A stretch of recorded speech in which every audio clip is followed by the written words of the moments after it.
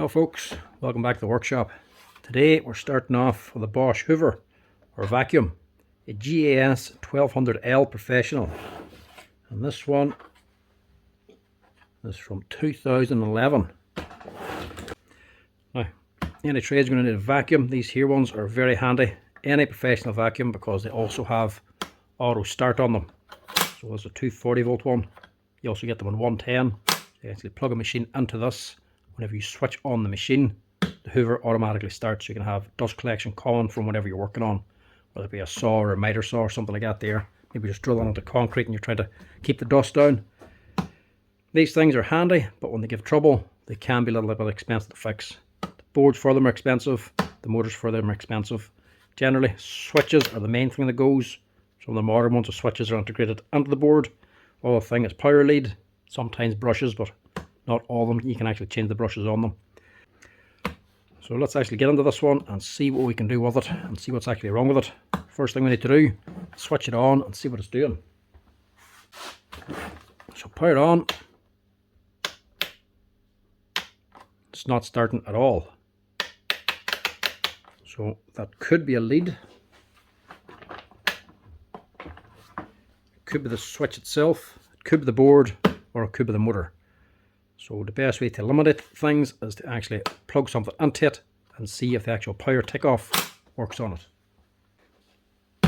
So I'm just going to use a grinder here, just any machine will do, just to see if there's power actually coming through the unit from the wall, coming through here in the socket.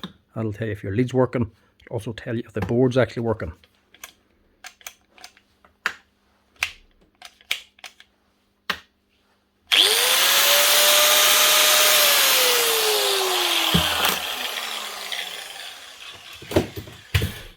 So, power is coming through, so we have power from the lead, and the board's actually working on here to give you power through the machine. So, more than likely the problem with this thing, it's actually going to be the motor. That's the thing that's not actually working. Everything else is functioning. So, we'll tear this down and see if we can actually fix the motor itself, or if we have to, price up a new one, see if it's worth fixing.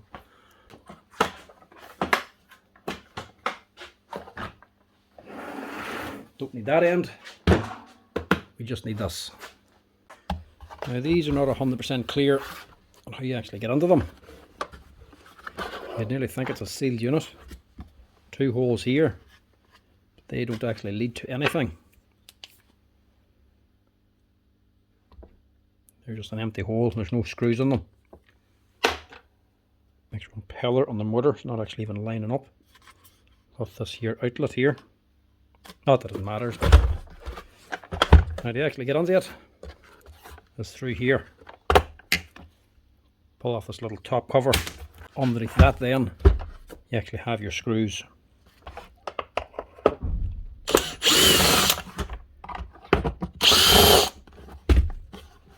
Unscrew that. Take your handle off. Then you can actually take off the top cover.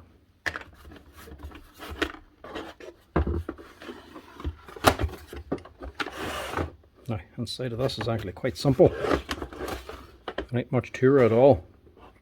Power's coming in over to this three-way switch. The power's actually switched to the motor onto this little board here. So whenever you put the switch on and switch on the motor, this board turns the motor on. When you flip the switch over to the other position, whenever you plug a machine on and this machine turns on and you get power out through the socket, that then tells this here controller to turn the motor on. Fairly simple.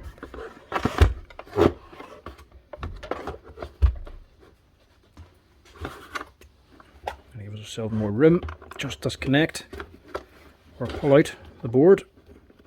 I'm just going to remove the leads.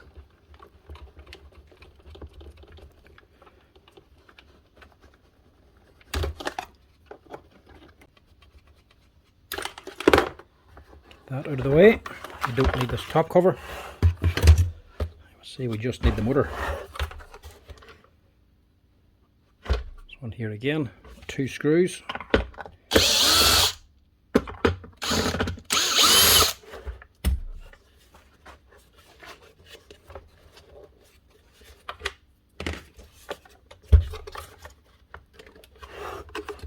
And this should pull off.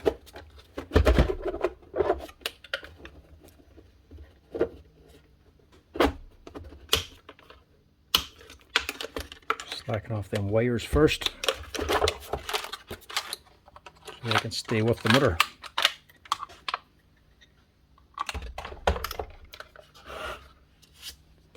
Right, this goes afraid off. A sealed unit.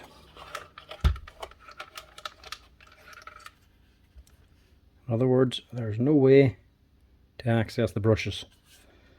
So the brushes inside of this, they're not up here at the top, they're actually down here at the bottom.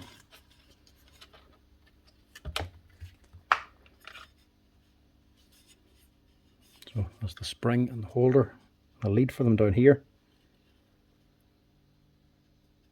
Surprisingly enough, they're not actually worn out.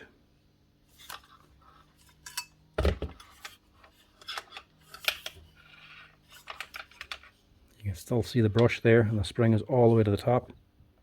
So that brush is not worn out. They're a big, massive, long brush. There's plenty of running life in these here hoovers. Any hoover for that matter.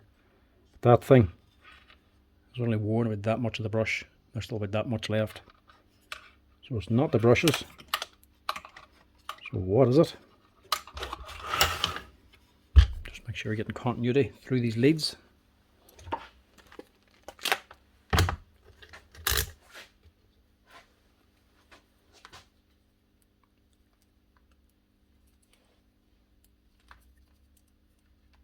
No. Right, so it is a motor problem.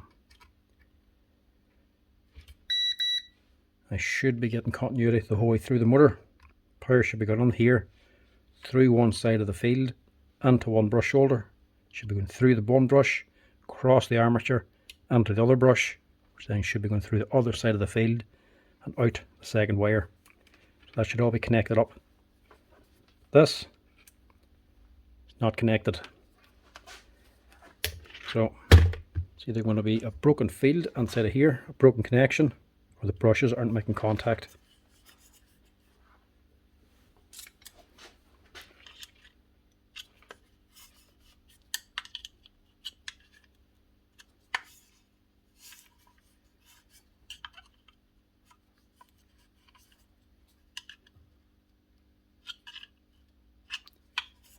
Now this top cover is glued down onto place. This side is actually slack, but the rest of it's still well secured. But you can't just lift it off anyway because this little fan's on top.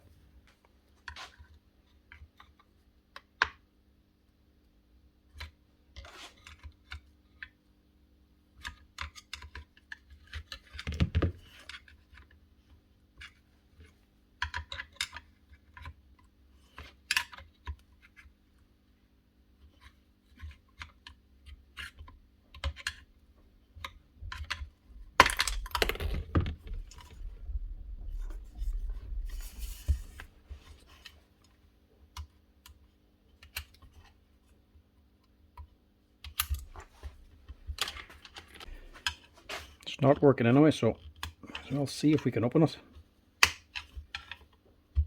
Can't break it anymore.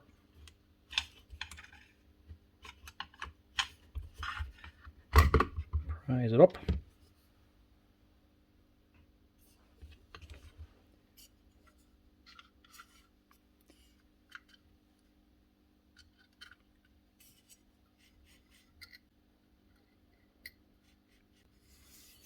As you can see, all the meat is still on them brushes, but they're not gone. But where's the problem?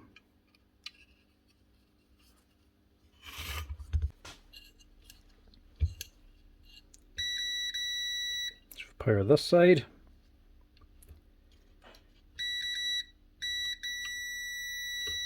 And we've powered that side. Right, so it's not the field. And we're getting continuity through the brushes. It's a nice sweet tidy motor on it. Good wee thing. Bearings aren't gone.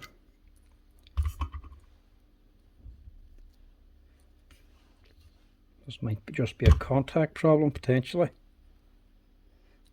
This here, this is a 7 AM motor protector. Stops you from switching the machine on too early in the morning. Only allowed to switch it on after 7 AM so you don't waken up your neighbours. It's actually a motor protector. It's a wee thermal switch. The motor actually gets too hot. This here switches off, breaks contact. There's a wee biometal strip inside, so it changes shape whenever you change the temperature. If it gets too hot, it lifts up and just breaks contact. That's all that thing is. Make sure it's definitely working here. Yeah. So that's okay.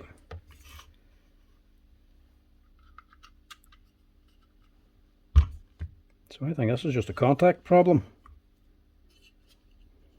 Two different size connectors here. They're just the end of the field. Wee spade connectors on basically a wee brass spring. One's longer than the other one. So one's touching the brush holder here, and one's touching this wee motor protector. So unless they just become weak and are no longer making contact, or somebody opened this before, maybe because this was actually quite easy to open. Maybe somebody's changed the brushes in this here before.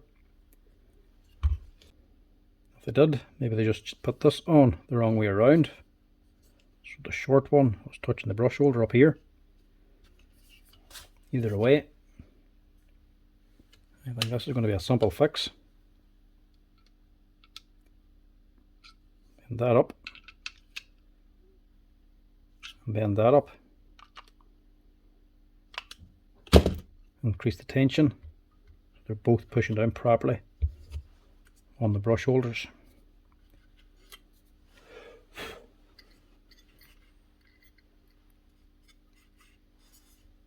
Now, I don't know if the brushes are changing this or not. It doesn't look like it. You can't actually buy the brushes from Bosch. This comes as one complete kit. But the whole unit costs €230. So you want to avoid changing the whole motor if you can. This needs to be get on like that. So the long one's over here.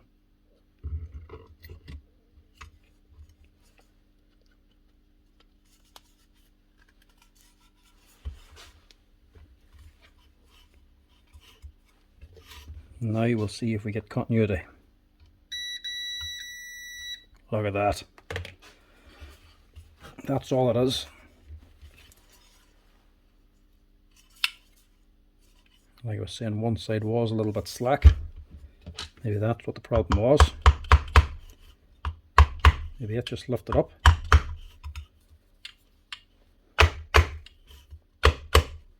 And took contact away from that side, so I'll make sure it doesn't open again.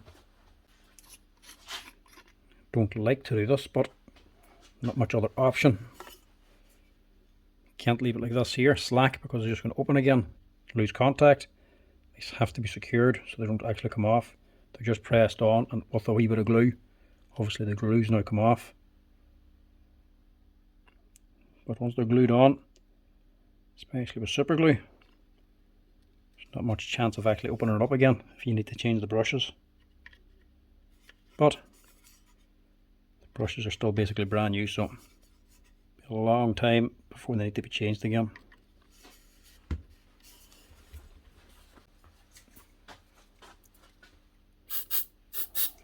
A bit of activator just to speed things up.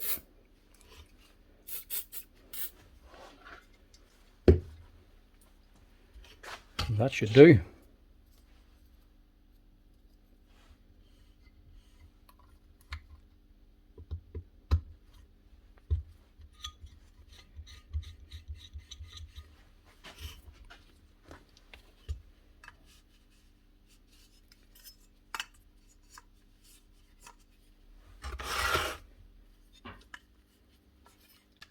One Bosch vacuum motor, hopefully up and running again.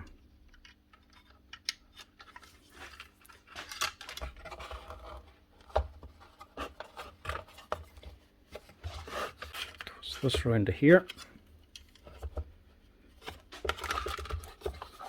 Just to line up these leads a little bit better.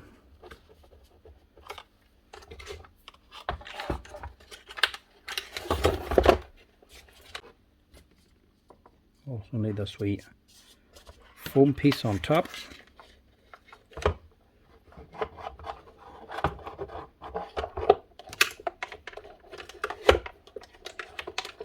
Line them up. Line up your body. And press it down. This particular one ain't too bad to work on. It's actually quite easy. Some of them can be a real pain to get into.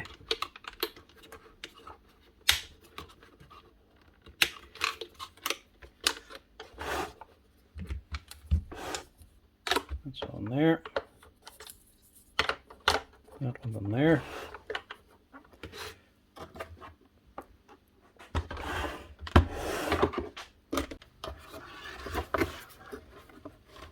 Polarity doesn't matter here.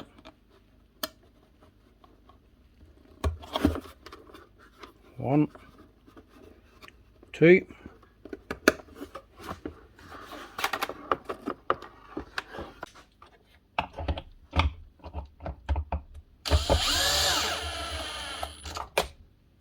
Screws back in. Make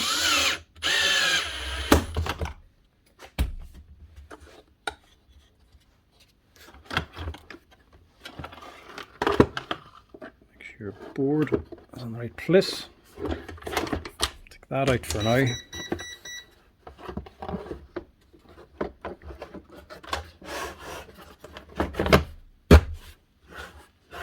Drop that on.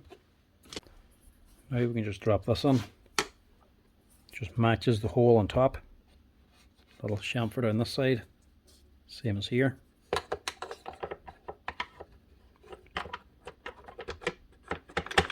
Drop that on. Put on your handle. Screw it down.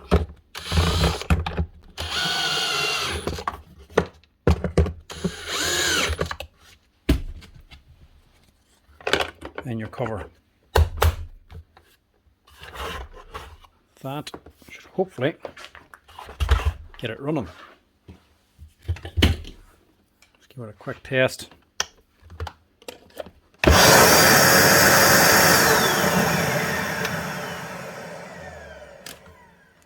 Nice one.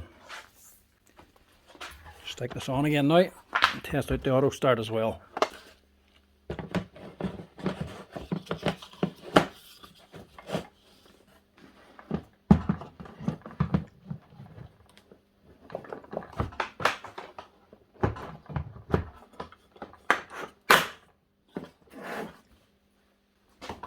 Hoover.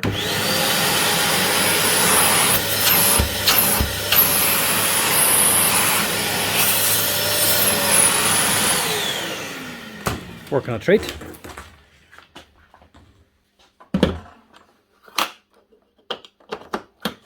On the auto start.